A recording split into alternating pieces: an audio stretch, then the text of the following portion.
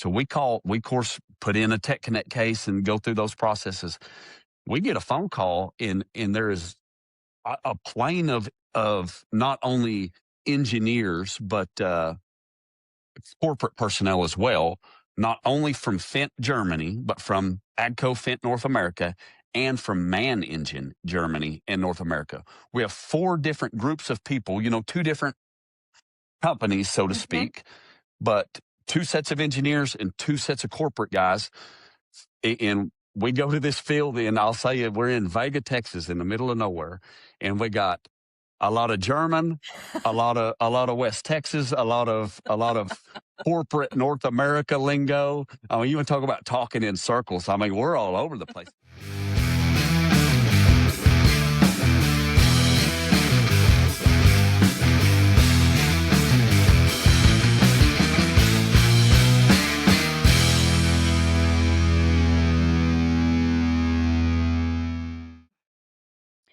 Hello and welcome to The Parallel Path. The Parallel Path is a monthly podcast from the marketing team here at Parallel Ag, bringing real conversations from across the agricultural industry.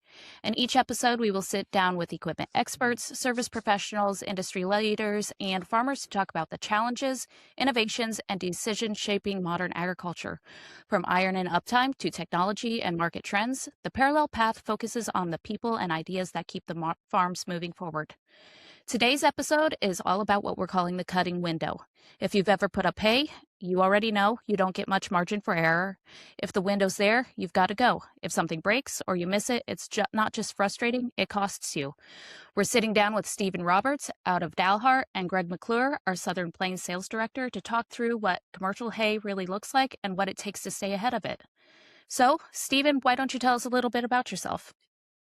Yeah, so I've been with the Livingston Parallel Group since 2016. Before that, I was actually at Warren Cat. Warren Cat had the AGCO line at the time. Prior to that, commercial cattle feeding, stalker feeder, and worked for a cow-calf ranch in college. Even through my childhood and teen years, I've been in production agriculture essentially my entire life.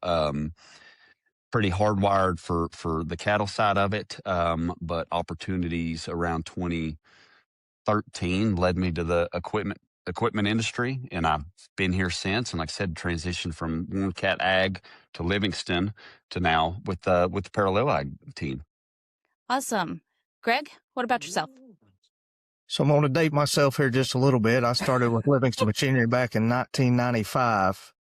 And basically was horse rack, wax type guy. I got to put together some equipment, moved into a technician role and a service truck, ran that for several years, worked as shop foreman for a few years, spent many years in sales, moved up to location manager there at Chickasha for several years. Then I took a little break and spent about 8 years running the Apache Farmers Co-op and all their locations, and come back a couple years ago to run the application division for the Southern Plains region here for Parallel Ag, and just recently took on the role of director of sales for Southern Plains region. So been around the ag world for a long time.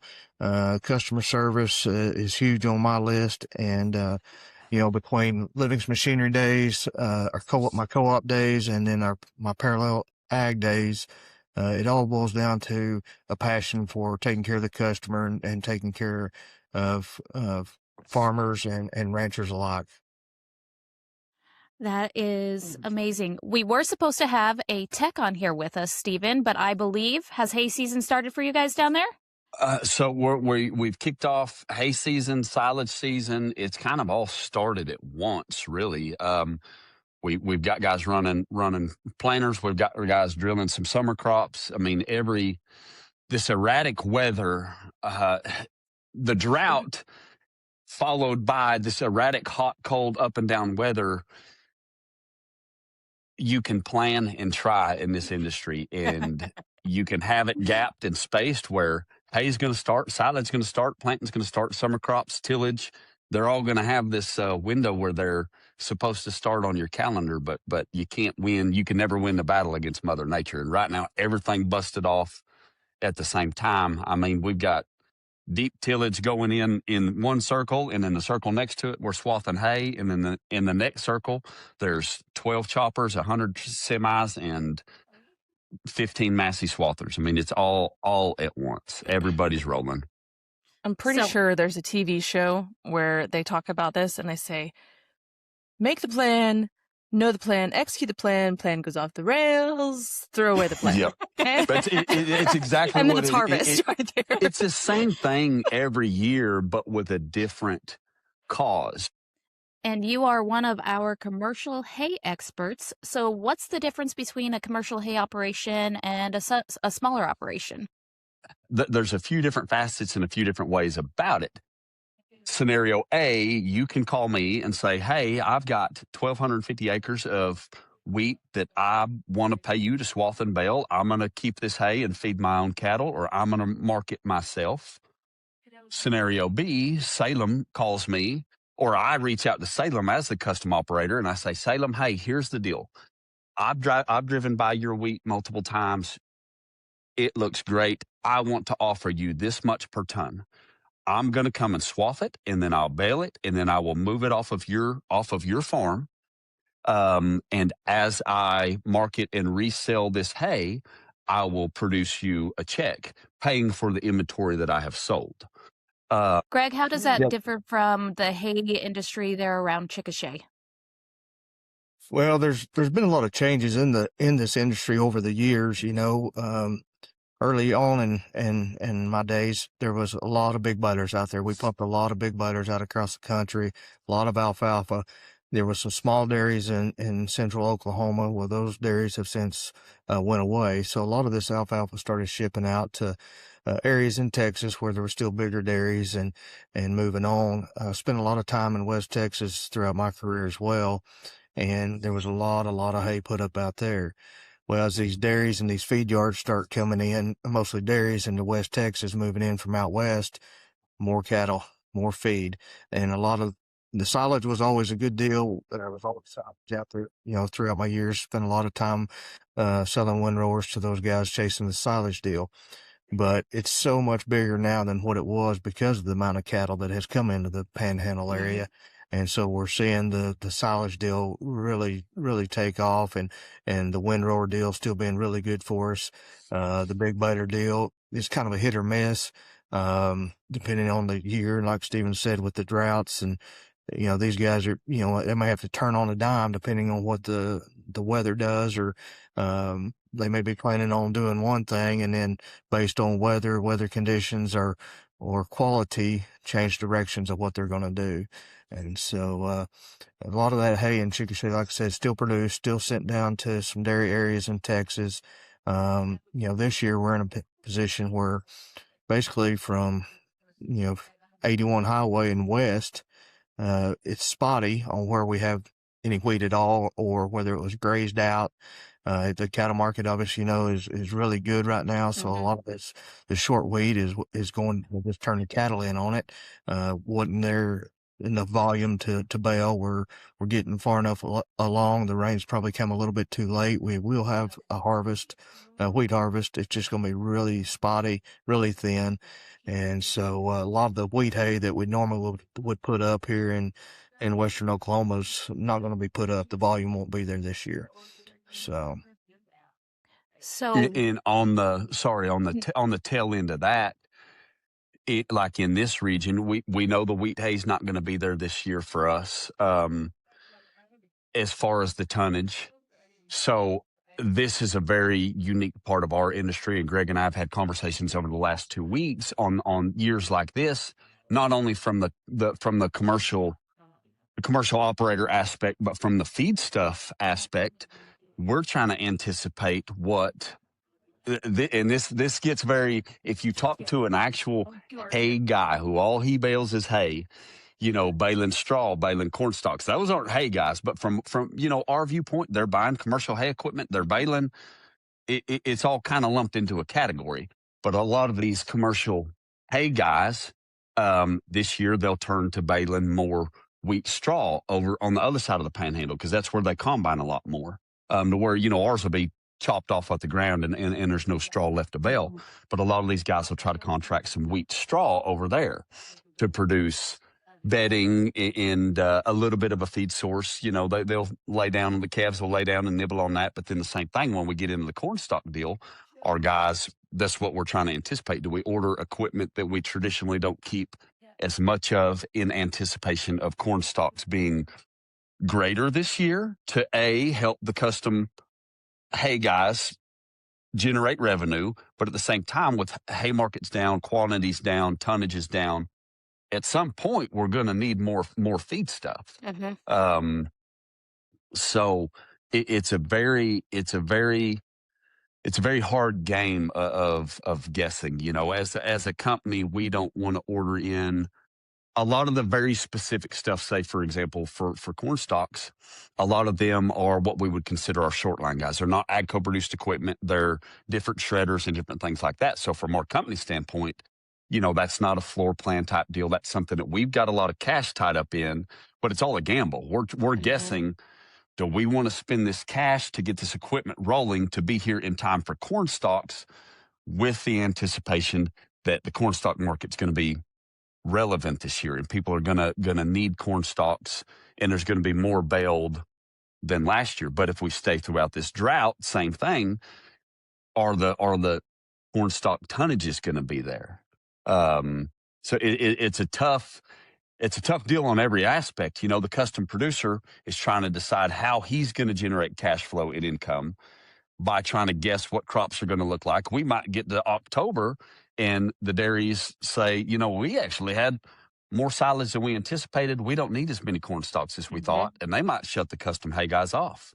Well, then that directly affects the equipment we're selling, but also their income and their bale count. There's a lot that goes into it, and there's a lot of guessing, and there's a lot of, you know, we can try to communicate. You know, Greg and I sent out probably 10 texts last week to a couple of our different custom hay guys around here. Hey, what are we thinking? I can put shredders on order now to get them start of September. Any guesses what it's going to look like?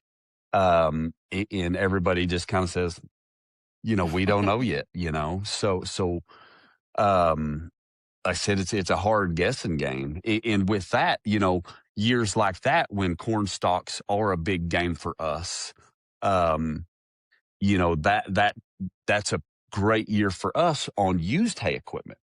Because a lot of times anybody who's kind of slow in that moment, not only our traditional custom hay operators, but anybody who's got a tractor laying around, if they can pick up 3 circles of corn stalks, they want to use baler. They want to get out there. They want to use shredder. They want to be able to lay these stalks down and knock out 2-3 circles. Same thing. It's a gamble on their end too, because they're, you know, taking these finances out on a used baler and a shredder. And they know that now at this point, you know, they can get in at, say, just their down payment, and they don't have another payment for another year. So doing the math looks great. Yeah, we're going to be able to generate plenty of income off of these corn stalks to make it relevant this year. But a lot of times then we'll get to next year and they're like, hey, we're normal row crop guys. Now we've got all this corn stalk equipment. We've got a payment coming due and corn stalks aren't doing anything this year. We want to get out of these now 2 times rolled used pieces of equipment. So it creates excitement. I'll say that, you know, then now all of a sudden you're like, all right, this is my customer. I want to figure out somewhere to remarket his used equipment. But at the same time, corn stalks are down. That's why he wants out of it. So you got to find these different holes, these little honey holes and these different, you know, different places to be able to make that happen. And a lot of times, even in that aspect, you know, now you're with this customer and he's saying, I don't need this baler or this used flail shredder. Well, you know, in that situation, of course, we don't just go out and buy them from them. You know, we've either got to find somebody to consign it or pre-sell that. But a lot of times, you know, what you try to do with your customers, generate a new idea, a new game plan, which I've heard my entire career. A lot of these customers don't care how shiny your building is, this and that. As long as you got the parts on the shelf to fix it when I'm broke, that's all they care about. And there's a lot of truth in that. You're in a customer service spot. You're not always dealing with them on their best day. He calls in, he's frustrated. He's yelling at the parts team. This bearing just went to Jupiter. I need a brand new one. And the parts team doesn't know, like, hey, we have never even seen one of these. We don't know what that looks like. Where's this bearing? That's not the right answer for a upset customer with a broke piece of equipment in the field trying to generate his only source of cash flow for this quarter or this month or whatever it might be. We've got to have our whole team on board to satisfy this customer. And with that, to be in this industry, you've got to have some excitement in that, in learning new things, in evolving, in helping the customer, in developing and creating these new sources of cash flow for your customers. Yep. Or else, if they're not in business tomorrow, the day after that, we're not in business. So we've got to be ahead of the game. When we're looking at these equipment, what is like the most common setup you guys see that you sell? The most common setup. If a guy's strictly hay, I'll say twin conditioner header on a 265 swather, Fendt 900 tractor on a 2234 XD baler. And then, we've got these bale stackers. We've got the pull type ones. And then we sell quite a few of the self-propelled bale wagons. And then with that, a lot of our guys either have a 700 series Fendt tractor with a loader or a Manitou telehandler or articulating loader to help stack and move that hay and load trucks out of the field. We do get a lot of questions when you look at other regions. A 900 series Fendt isn't necessary to be on that size baler. A guy could get away with a bigger framed 700 series Fendt, or now Fendt's re-released the 800 series Fendt. But in my region, we do so many things. The 900 series is perfect on that baler. It is smooth as glass. You don't feel every plunger stroke. To where on a 700 you feel that plunger stroke.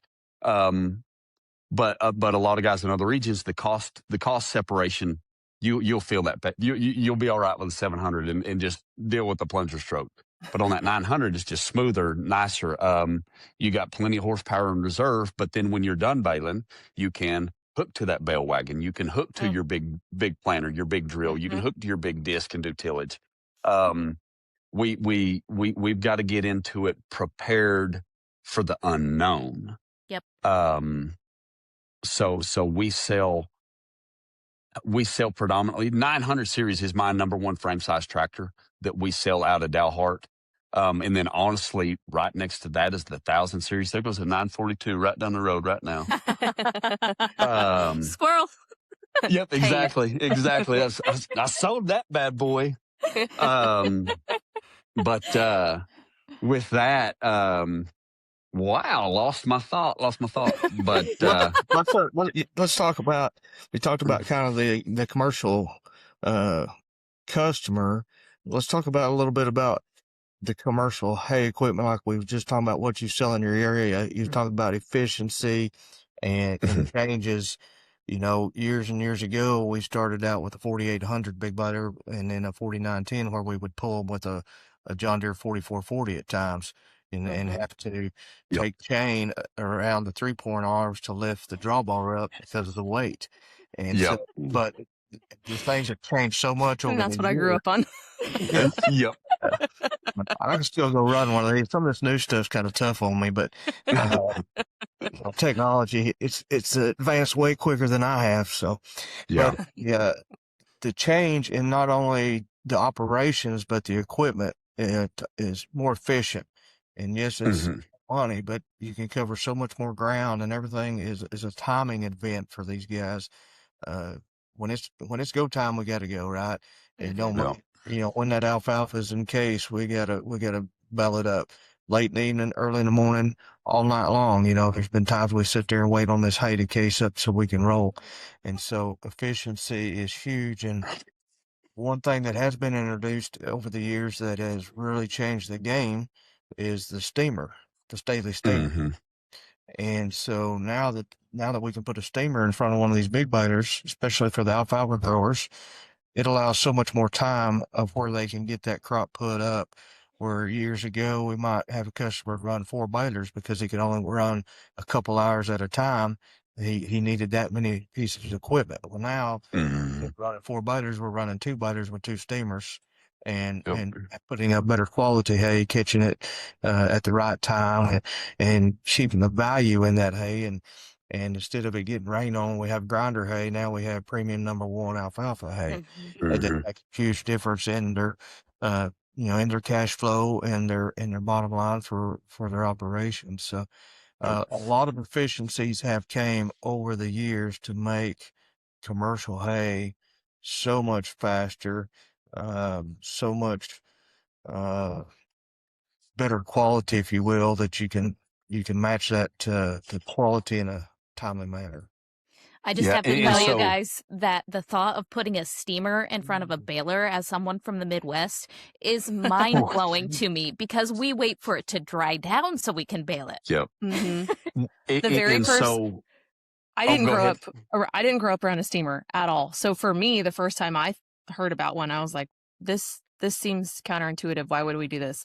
And the first time I actually got to see one running in a field was last fall. Actually, Craig Harms had someone running down, I think it was Lehman Farms, and invited me down to go take some pictures. And I took my 5-year-old with me, and he was amazed because he got to get out and see them work on some of the equipment and everything like that. But it was crazy to me because I knew what I expected from a bale of hay just from growing up on our operation doing it, wheat and alfalfa and Sudan. And just seeing the difference that the steamer made, the quality was unreal looking at the difference. And it was really cool for me because we promote those products all the time from our offices, of course, but I'm not running an operation anymore. I'm not in a tractor seat every day. So it was really cool to get to see that firsthand. So I was really impressed with it. Greg and I share a customer back when Greg first started selling in the 60s. He had sold this customer easy big boy. But before I was out here, Greg actually had sold this customer a swather and a big baler. And then when in 2016 I took over this customer, he actually purchased the first 1042 that retailed in North America. Oh, wow. And that's not relevant to this conversation, but he's became a really good customer, a really good friend of mine. But in 2017, I'm trying to think of exactly how it happened, but back then it wasn't common to pull small square balers behind steamers, and it wasn't common to pull multiple small square balers behind steamers. So one of our technicians at the time and we find a hitch, we find a steamer, we go to the local machine shop and have them build us a reducer to take, those steamers at that time, you only had the big one available, the 6110. So we found a way, we built pretty much there's got to be a better word for it, but I'm trying to think of it. Regardless, we'll call it a reducer that took these 4 large hoses and split them out, because those 4 large hoses go to the big baler. Okay. But we reduced it and changed the flow of it to where we could now run these hoses to 2 small square balers. But for instance, like in the efficiency aspect, the year prior, this customer baled 14,000 small square bales in 3 months. This next year, when we had this steamer with the hitch and 2 small square balers behind it, he baled 35,000 bales in 10 days and parked his baler and steamer for the rest of the year. I think I would too. The relevance of that 1042, that's why we bounced him into this 1042. Now he owns 1 tractor capable of doing both. So right out of the back, he went from 2 tractor payments to a singular tractor payment. So immediately cut that cost in half, so to speak. And later that year, he signed paperwork on that 1042, and it was in between. I can't remember if it was right at the end of December or the 1st of January. I think it was like January 6th. But he had essentially a full year by the time we got to Amarillo Farm Show, which is the week after Thanksgiving. He come walking up to me at Amarillo Farm Show that year, and he kind of grinning and laughing. He's a good people. He's funny. And he said, "You'll never get this. You'll never believe this." And I said, "What is the deal?" And he said, "Well, I just run into the guy I buy all of my fuel from. I said, well, how was that? And he said, well, he actually led into the conversation. Did I do something to upset you? And the customer said, well, no. What do you mean by that? And he said, well, looking at your numbers, last year you spent $86,000 in dyed diesel fuel. And he said, this year you only spent like $38,000 in dyed diesel fuel. And our customer kind of laughed, and he said, no. He said, I promise you. He said, every gallon of clear and dyed diesel fuel that I bought this year, I bought through you, but I switched tractors. And that Fendt 1042, as opposed to running his big 4-wheel drive of the other brand that he had, that tractor, even pulling that big sweep pile, was burning 28 and 29 gallons an hour. Well, we bounced it onto that Fendt 1042 with, the low RPM setup and just the true CVT efficiencies. I mean, he immediately saved, just on that sweep plow, 12 gallons an hour in diesel usage. So, it's a crazy deal. He went from two tractor payments to one. Say he went from $150,000 in tractor payments to $75,000 in tractor payment. Cut his diesel usage in half. Obviously, then you don't think about all the other efficiencies. His road speed, getting between all these things, went from 22.5 to 34 miles an hour. With the Fendt Gold Star plan, we came out there and did every service. He didn't pay for the oil changes. He didn't pay for any of that. And then that was 2017. Well, then we immediately roll in and give him this efficiency with this steamer and this 2-baler setup. I mean, it's one of the greatest success stories since our United States hockey team beat Russia. Like, and it was like everything has gone perfect with this aspect. It was great. And like I said, with that first 1042, we initially had an issue. I said, it was the first 1042 retailed in North America. We're about 100 hours in, and he's like, hey, I keep getting some air filter codes pop up. So we of course, put in a Tech Connect case and go through those processes.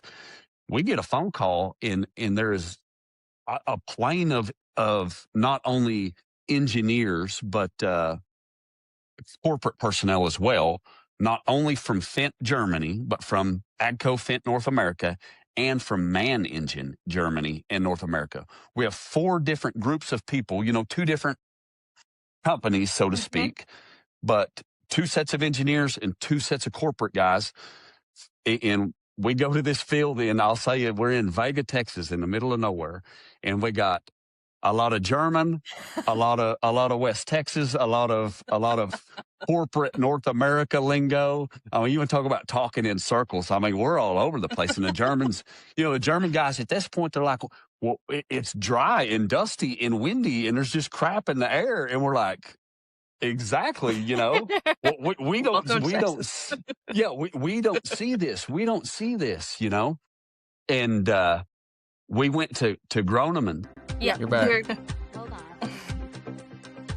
Steven, hold on just a minute. You're recording. You're not recording. Oh, it stopped whenever you got that phone call. Yeah. You're in trouble. We're running out of time, too. Boy can talk. Y'all don't need me on there. There he is. Right. Let me see. Yep. Okay, my counter's counting. Perfect. Okay, where you reckon I ought to start back at? I don't know where it quit recording at. It quit recording when you came back and said you guys went to the little parts store. Yeah, so this group of engineers and I and AGCO product specialists, we go to the parts store, we buy generic weather strip adhesive, get boxes, and we go back and create this aspirator kit to deflect the air induction to where it doesn't go straight into the air filter. Within 6 months, AGCO has now created a field campaign to where they sent out an actual aspirator kit for all of these 1000 series tractors, which has now evolved into the self-cleaning air filter system. All of that started in a combination of Vega, Texas and Hartley, Texas, with us just showing these guys, hey, this is what we deal with. In Fendt's response and Man Engine's response, was just incredible, and with that, it's really neat to see that evolve from standing in the field with one of the most down to earth, funny customers that we have in this group of engineers from Germany to now it's something that we use daily in increasing our efficiency. Yeah. Stephen, on a regular basis, how many of your people do the pre-order, early order versus waiting for equipment to come on the lot? A very large percentage, especially in the custom hay operation.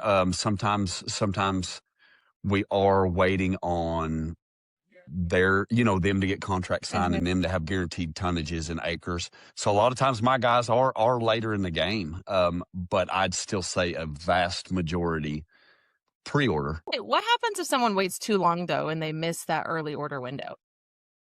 They could actually have to wait 6 to 8 months on a piece, or possibly, if they all get pre-sold and they only building them, a certain time of year, may have to ride into a good use piece. Okay. Yeah. And what's the benefit besides, is there a finance benefit to early order? Do they get a better finance rate? Typically, finance rates can bump up and down. We can get things locked in so that if they do go up, we're locked in. We can, as far as programs and prices, there's extra discounts during the early order program so that you can save dollars on the actual purchase of the equipment. So sometimes there's some pretty big savings in the pre-sale, in the early order programs that outside of them you wouldn't be able to get. As far as the pre-sale stuff goes, it's getting more and more popular across the whole industry with the different options that all this equipment comes with. If you can get in there and you can pre-order, pre-sell, you can order it spec'd exactly like you like, where sometimes if we order a couple pieces and we got some folks interested, well, it might not be spec quite right. So there's a lot of advantage in taking advantage of the pre-sale and the pre-order programs to spec a tractor or a windrower or whatever it is that you're buying to really meet your needs and get it the way you want. What are some of those features that your customers are actually looking for whenever they're trying to make a decision on ordering it early? I mean, is there those 2 or 3 things that they kind of make or break a decision? Well, Stephen can probably tell you more because he's on the ground floor with a lot of these customers. But with his guys out there, we're running front 3-point PTOs for triple mowers. Well, in a large part of our trade area, we don't need the front 3-point PTOs. Even though it's getting more and more popular, it's moving further and further east with folks thinking about going that way, so they have more options with their equipment. Tire size is a big deal, whether it be row crop or the big fat tires. And so, there's just several things. The self-cleaning air filter that Stephen spoke about, the reversing fan, those are really big options that do make a big difference in purchasing. Is there a typical package that you order in to keep on hand for us, for someone who may not have placed a pre-order? Yeah, we try to. We try to break it up between the big tires and the row crop tires, so we have something for each customer, whether they're more of the commercial hay guys or more of the traditional row crop farmer. The big hydraulic pumps so that we have the flow that we need. Stephen, help me out. What else are we typically ordering? Guidance unlocks, the second monitor for running isobus equipment, weighted right, front and rear ballasting, quick hitches, hydraulic top links for all these triple mower guys. And then on, even like on the swather side, the mergers, certain customers really like having the rear steer option, to where a lot of the custom operators don't take advantage of it. You'd think it's one of those efficiencies, you get better road speed, this and that, but a lot of the times with them moving, that the custom hay guy wants the rear steer, but a lot of the custom silage guys don't, because same thing, they are completely figuring on cost, cost per ton. So that little option is one thing that helps them. The right cab suspension, the electronic swath board actuators on all these silage guys, running to that merger belt underneath it. If you don't have that electric swath board actuator, you've got to get out and mechanically pull a pin and slide your swath board down to redirect that crop flow at a different way. And that changes in, the moisture in the crop. If we've got heavier wheat, it's going to propel more like a bullet. But if you've got lighter, fluffier stuff like this year, you're going to have to adjust that to create more of a bullet type structure, or else it can go over or under the merger. It's just essentially a tail flap on the back of that header that controls the direction of where that crop goes. And so that electronic swath board actuator is maybe a $500 option, but a lot of areas don't use them to where they're almost required out here in that game, because you don't want to see your operator stopping every time you change circles, or if you park today and then you start tomorrow, but you've got a little bit of dew or the moisture's different in the crop, then you're going to have to spend another, 20, 30 minutes starting and stopping and adjusting that swath board. So that's a huge one for us. On the balers, we've got a lot of guys who prefer tandem axles. We've got some guys that prefer single axles. And then we got guys that prefer roller chutes versus the flat chutes. It's really getting to know your customers is the only way you can be capable of planning ahead. I'd say 10 years ago, most of these guys all wanted single axle balers. And now we've got to the point to where I'd say 95% of our guys all want the tandem axle balers. Now they've realized that the expense for that tandem axle is justified, not only on the trade value, but during your usage. It's a lot smoother. Yes, sir. Well, I was just going to say, he just spoke about the trade cycle, and that's one thing that we try to do is educate our customers on the products that we are selling to them with what we're seeing on the backside. We want to be able to sell them to something that we can help them get out of down the road. If they want to trade 1 year, they want to trade in 2 years. Well, if the trend is moving this way, then we want to set them up for what that trend is happening in order to give them the lowest value coming back to us on the used side. It's got to be something we can market, and so as we're seeing those trends move, we're talking to these customers and trying to say, hey, as far as the baler or the windrower, they do the same thing, right? It's just features on them that people are wanting this. So let's try to get them in that machine so that we can help them out on the backside and have a marketable unit. With the last couple of years kind of being harder on farmers especially, have you guys seen kind of probably a big uptick in used equipment instead of new equipment purchases? Oh, over the last year and a half, we've seen quite a bit of used stuff. We're starting to see a little bit of the uptick coming back on the new stuff, and then a lot of it depends the area. Like Steve was talking about with these commercial operators, these bigger guys, it's about cash flow. So they're rolling this new stuff every year. They're keeping under warranty. It's a different look for them. Whereas on the folks that want to keep it a 5-year turn, they may put a little money into it, keep it another year or two, wait for things to come around, and then then we're trying to be there for parts and service to help keep them going until they feel comfortable making that change. So it all depends on the operator and what they do, and this year's been a little challenging with Mother Nature. We're looking at fertilizer prices.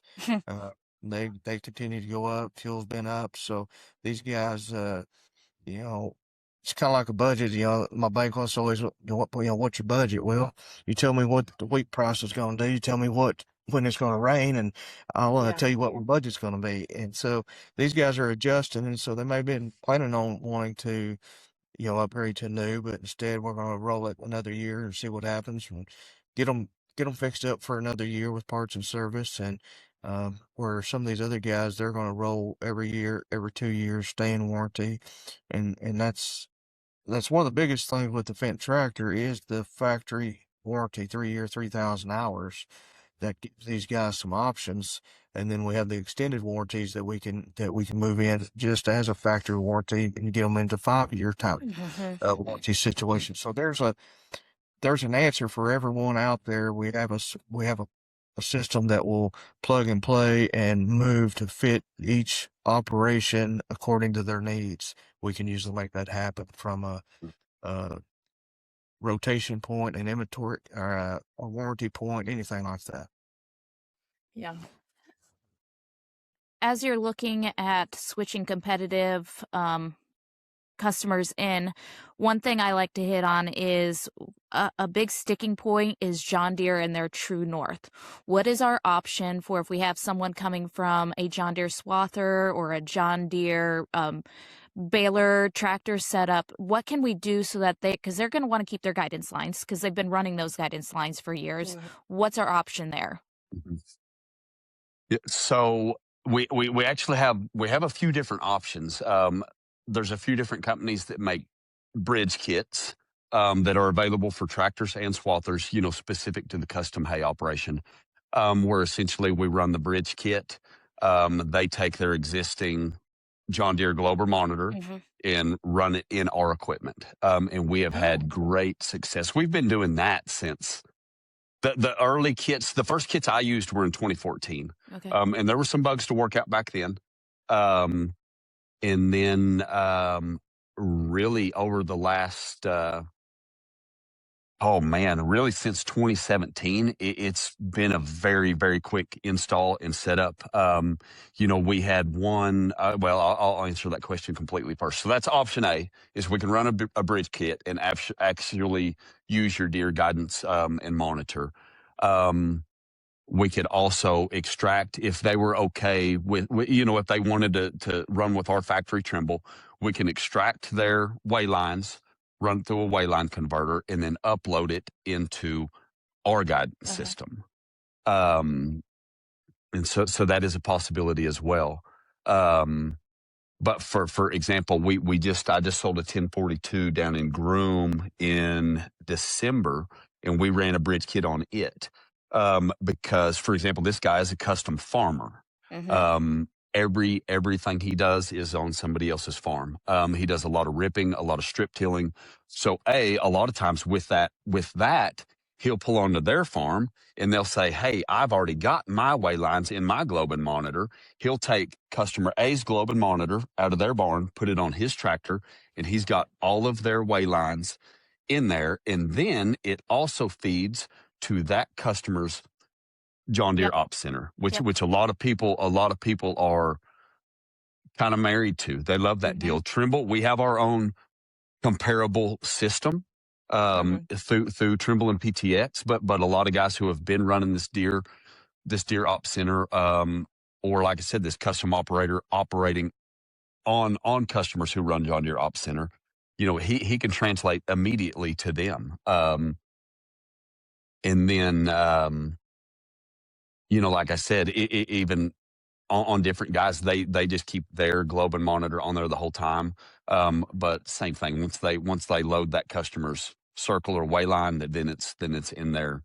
Indefinitely. So we have multiple options that have proven themselves over and over.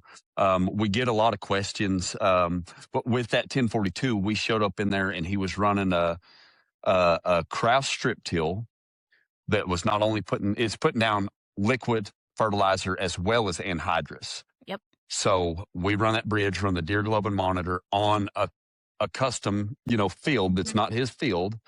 So not only do we have that farmer standing there saying, hey, I've just got to make sure this goes right for my operation, but we've got this custom farmer who I've just sold this new 1042 to. And we go over there, we put the bridge on in it at our shop here at Dalhart, hauled it over there. Within 30 minutes, we had his John Deere guidance plugged in, all of our rates set on the liquid fertilizer as well as the anhydrous. We're testing, had all the weigh lines, right there in both both the farmer and the custom operator. Guys, we planned on this being an absolute wreck. We had faith in you, but we did not think that this was going to be, they both even said, we're so used to, even when we have gotten our new other manufacturers' equipment, even when they show up running their guidance and this and that, like sometimes it's a day or two before we're even able to operate because they didn't bring this fitting or they didn't do this or they didn't do that. And they're like, the fact that you married a Fendt tractor to Deere guidance to a Kraus strip till and were able to communicate with not only the Raven pumps on the liquid, but the control system on the anhydrous and have it operational within 30, 45 minutes and us in the field operating and painting weigh lines and doing all of that, they're like, that's absolutely not what we expected. Yeah. I think guys, we told you we were going to do it. That speaks to the service that you guys have there in Dalhart and that we practice across all of our parallel locations, making sure we meet those customer needs. Absolutely. Yeah. And that goes along with what we were talking about earlier with the versatility that our service team and parts team has to have. In this specific scenario, Pedro, one of our technicians, absolute rock star from the technology aspect, the operational aspect of the tractors. I mean, it looked, it's second nature to him. I mean, he gets in there, they're like, well, be sure. And he's like, oh yeah, be sure you do this. And he's like, oh, I did that when I first got here. It's already done. And everybody's just kind of like, all right, let's roll then, let's go make money. So it's really a cool deal. But yeah, there's absolutely multiple ways we can do that, either pulling weigh lines and uploading them into our system or adapting our equipment to accept the Deere Globe and monitor. And that was like this one, it had a 7000 series Starfire Globe on it and the new Gen 5 Deere monitors. It was flawless. A lot of times other manufacturers will change this wire inside once they get used to us being able to do things like this. But even with the newest Gen 5 Plus, I believe it's called the G5 Plus monitor, and the newest 7000 Globe, I mean, it was plug and play. And then, then it translates right through the ISO plug. You can see your equipment, whether it be a planter, baler, all of it's right there on your monitor as it would be. All right. As we wind this down, I'm going to ask each one of you, what is one thing you wish every hay customer knew? Stephen? Every hay customer in my region or in the entire world? In your region. In my region. I mean, it gets close. Yeah. I'll say this. When I got out here and moved over to the Livingston side, through the years, the old heads from Livingston, the Greg McClures and these guys, we had a lot of guys that were running Massey balers and Massey swathers, but they were on different tractors. Now we've started rewriting that just through the years, and we've got a lot of, a majority of our custom hay guys have now converted to running Fendt tractors. I would say I wish the rest of these guys, and that's what we're working on, would understand the availability, the production, the efficiency, the reliability of the Fendt tractor in a hay operation, and the versatility. In 2016, 2017, the Fendts weren't capable. They were a great hay tractor that not as many people had, but at that point they weren't capable of the 30-inch row to be able to roll into a row crop setting. Now with this availability, not only does that increase resale value, but at the same time, it just increases versatility of that tractor, being capable of a 30-inch row or row cropping on a 40-inch even. That and the warranty, the Gold Star, the 3-year 3000 with the service package, and the fuel efficiency. That's a huge thing. In 2016, with those old style engines, balers, triple mowers, to maintain a constant 1,000 PTO RPM, our engines were having to put out, 2,000 to 2,100 engine RPM. Now with this new technology and the man engine, and then the new AGCO Power engine in the 700 series, and we're able to consistently maintain 1,000 PTO RPM at 1,500 engine RPM. So the fuel efficiency is greater than it was, but from the nuts and bolts aspect, if you're running a tractor for 5,000 hours at 2,100 RPM, or you have the option to run a tractor at 5,000 hours at 1,500 RPM, think about the longevity of the engine and the components, spinning at 30% less.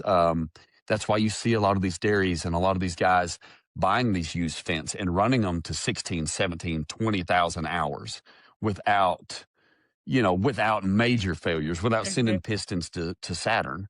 Of course, there's definitely failures, and they show their age and their life. But the resale, the longevity, the things that we can create just with these technologies that are specific to Fendt and to AGCO. I'd say I focus more on the tractor side for my custom hay customers, because from a market share standpoint in my region, the Swathers and Baylors are Massey Ferguson Red. We do have some competition in that aspect, but for the most part, I'd say a majority of it is all Massey Red in our region. We do see a couple other brand Swathers just for some guys who branch out farther and might be on the other side of Colorado for a specific part of the season. So there is another dealer over there that can take care of that machine if it breaks down. But in our network, for our guys that run in parallels backdoor, the hay equipment is predominantly red. So that's why I focus on the tractor aspect in regards to the hay customer. What about you, Greg? What do you think a hay customer needs to know? Repeat question. What do you think your hay customers need to know?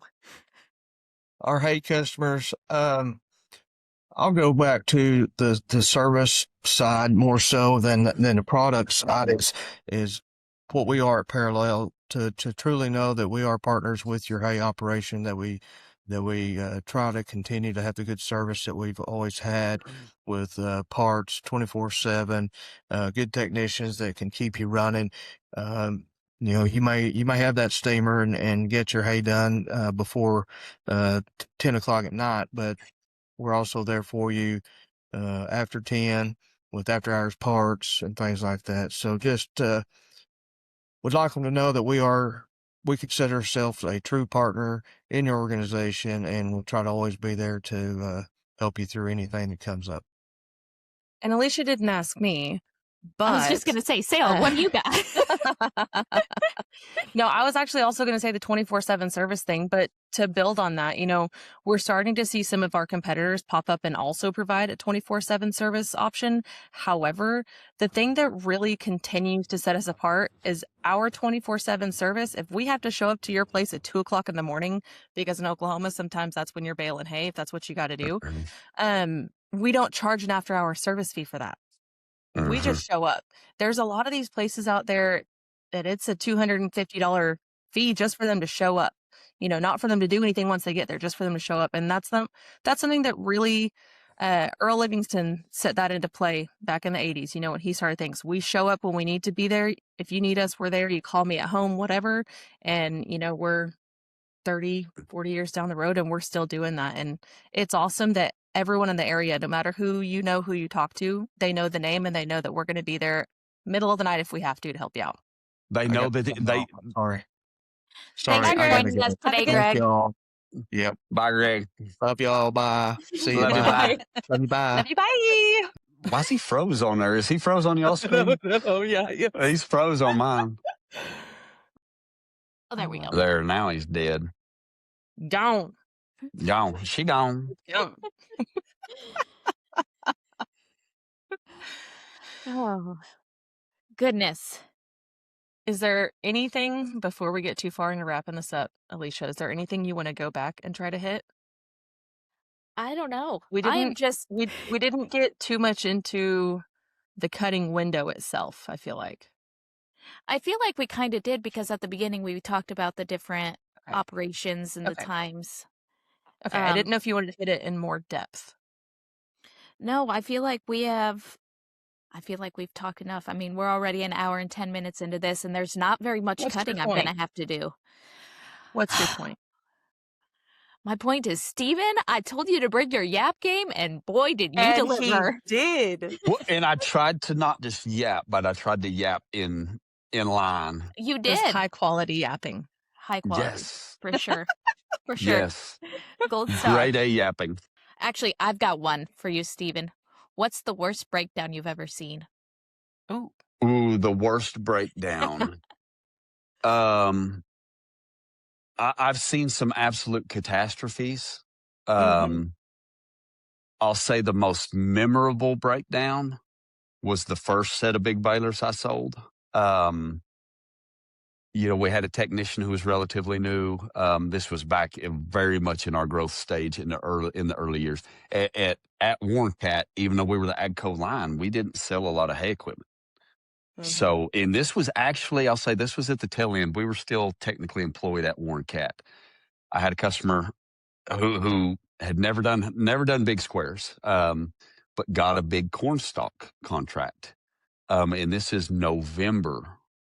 And we actually, Maddie had just been born. We had a newborn. That'll really make it memorable. You can place there's it exactly a lot going on. time. Of course, we go out there to get these balers started. We don't show up out there until midnight to get these balers started. It's so cold. My phone has the little thermometer on there and says like, we're not going to work today. And I mean, my phone is in my jeans under my coveralls, and it's still that cold. So I just remember the whole time, like me and this technician, neither of us know anything about big balers in this moment. Like we're figuring this out on the fly at 0 degrees with 40-mile-an-hour wind. I got a newborn at the house. I can't communicate with my wife because my phone is got this thermometer on it and says it's too cold to operate. It was the most memorable, not even necessarily breakdown, but they were 2 used balers.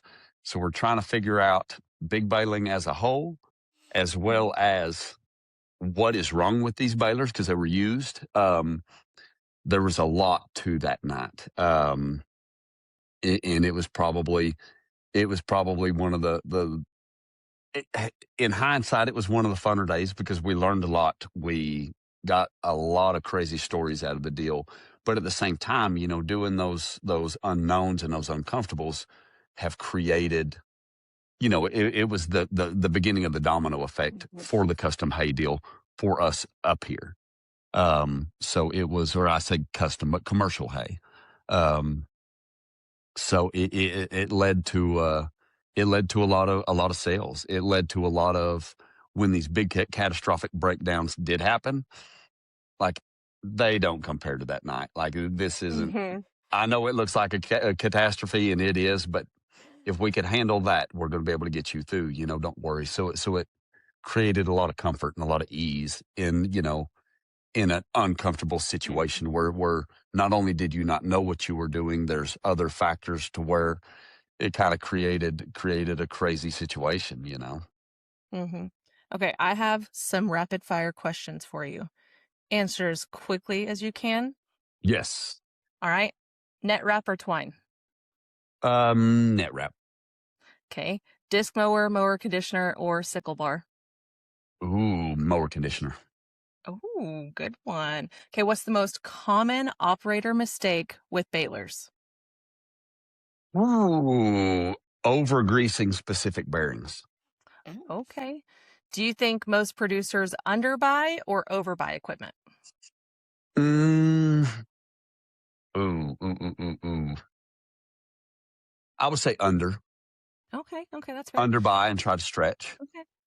And what's he's worse? not saying that as a salesman at all. No, that's just not at all. Not at all. we create the efficiency through versatility. Very nice. What's worse, rain on a cut hay or downtime waiting on parts? Ooh, downtime. Downtime. That leads to a lot of chewings. All right. What's more important in a rake? Speed, simplicity, or crop quality? Quality. Oh, all right, all right. What's the best customer question you've ever had?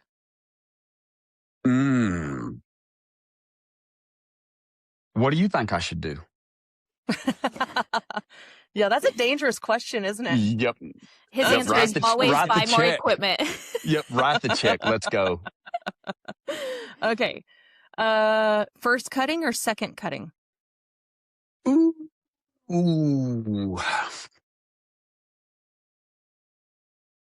First cutting. Okay. Cab with an AC or an open station and toughness? Oh goodness.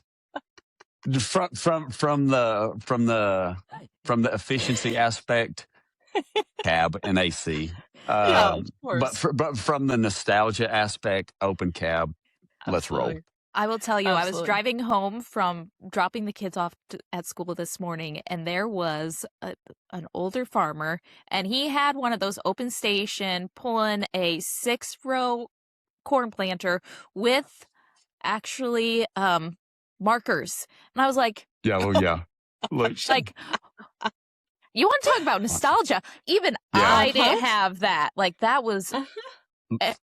It was that's one of those guys. If you want to get a hold of him, you're gonna have to call the house phone. Exactly. That's right. Exactly. That's right. All right. Just a few more. Biggest hay season flex: bale count, tonnage, or finishing before the rain? Tonnage in my region. Okay. Okay. What's your favorite smell? Fresh cut hay or diesel in the morning?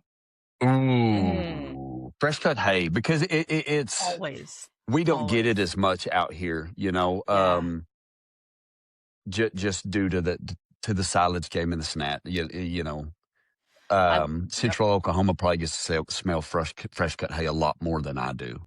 I wish they made that in a candle. And the other thing I wish they made in a candle, once again, driving the girls to school this morning, they were spraying burn down right across the best, like, glorious smell is the smell of burn down. And Charlie, my oldest, goes, "Mom, you're so weird." I was like, "No, it's the smell of toxic chemicals. It's giving life to me."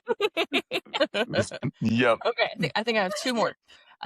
What brand loyalty myth do you hear all the time? Ooh.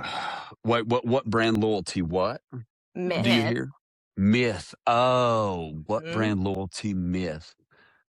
I'd say, you know, one that I deal with the most is, even if, say, if it's a used piece of AGCO equipment, but it's on another dealer's lot, that we won't support it because even though it's our piece of equipment, they bought it from dealer XYZ. Okay. All right. Last one. What's the question every buyer should ask before signing the papers? Will it pull it? Will it do it? Will it do it? Yeah, that's probably that's probably in the line.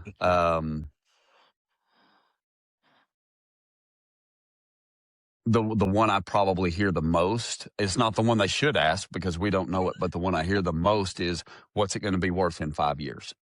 And, you know, there's not an answer to that. That's question like saying, when's it going to rain this year? Exactly. The question, no matter what it is, what you need, what should be asked is, how is this going to provide production, efficiency, and reliability that I don't currently have? Yeah. That's probably deeper than most, like, random fire questions. You know, usually it should be like, how do I Bluetooth this thing? You know, but I think that is the most important thing. You know, like I said, those things are the difference in profitable and not. And that's where us as a dealership, and that's another thing people don't understand, us as a dealership provide production and efficiency that other dealerships don't offer. The products we market also provide a production and efficiency that other manufacturers can't match. So when you bring these two together, the productions and efficiencies from the manufacturer and our dealership, that's where I've historically proven over and over and over for 10 years. I'll say 10 years because 2016 was when I came to Livingston, January of 16. For 10 years, we have been able to prove that this production, this efficiency, why you should go with us, why, yes, if there is a failure in the first little window, we're going to be there immediately. But if there's a failure when this thing has 35,000 bales or this tractor has 4,500 hours, we're still going to be there immediately. All right. I have one more for you, Stephen, and then we got to wrap this up because we're running out of time. Wow. What is the thing that annoys you the most when people sit in a Fendt? What's the first thing they come out of their mouth? Keep in mind, we are going to publish this. It looks like a spaceship. Oh, hey, Salem. Didn't you say that on the first episode? Listen, that was the first thing. I think it was my dad. That was the first things. And granted, he had genuinely never been in a tractor that had technology in it. I mean, we ran a 4440. We had nothing. And so that was the first thing they said was, it looks like a spaceship in here. And I was like, well, yeah. So I deal with that immediately every time with a new customer. Like, hey, but you got to understand Fendt color codes. You're really going to use 5 of these, but the rest are available for customization. Yep. It looks a little bit intimidating potentially, but it's not. It's really easy. Give me an hour. I've got a 70-plus-year-old customer who's 4.5 hours from me. I went down there and started that tractor up for him 4 years ago. And from then, every day, he'll call with a question. Hey, how do I do this? How do I do that? But if he can grasp it, you can grasp it. But so with that, that spaceship comment, there was a country music, I guess, so to speak, superstar who took on the line. In the first video I saw of him on social media, he hops in that thing and says, "It looks like a spaceship." And I about threw my phone through my windshield. I was like, "Oh, we battled. Like, that's a battle. Why would we market that as far as Fendt marketing?" But that and a lot of competitive brand customers immediately get in, and it's not a statement, but it's a movement. They grab their throttle and they crank their throttle up because on these other manufacturers with their DPF and their DES systems, you have to maintain X amount of exhaust gas temperatures and heat. So you have to create RPMs to develop that. But the Fendt SCR system and the way our tractors operate, you do not touch that throttle. You leave it down and let it run at minimum RPM. Exactly. And so, I mean, I'll be on demos with guys that, new customers I don't know, I've talked to twice on the phone, and I'll see their hand, I'll slap them like, do not touch that. Like, leave it alone. Do you see this button that says TMS? That's Tractor Management System. You tell it what speed you want to go, and the transmission controls that. It speaks to the engine when it requires power, but your transmission and our true CVT controls that. We don't need to wide open this thing at 7:30 in the morning at 10 degrees outside. Let it warm up for a second, and then we'll tell it how fast we want to go. But just act like that throttle's not there. Those are my the two biggest. I guess my number one vocal and my number one physical that I battle the most in this setting. I just had to ask because, like I said, Salem said that on the first episode, and I don't know if you've listened to that episode yet. You better have. I absolutely have. I totally middle named her and said Stephen Roberts is going to hate that you said that. It was hilarious. Yeah, it was hilarious. Yes. All right, that was a fantastic episode. I want to thank you for spending some quality time with us today, Stephen. A+ yapping game. And this wraps up this episode of The Parallel Path. If you enjoyed the conversation, make sure to follow the podcast wherever you listen so you don't miss the next episode. And if there's a guest or a topic you would like us to cover, we'd love to hear from you. We'll see you next time on The Parallel Path.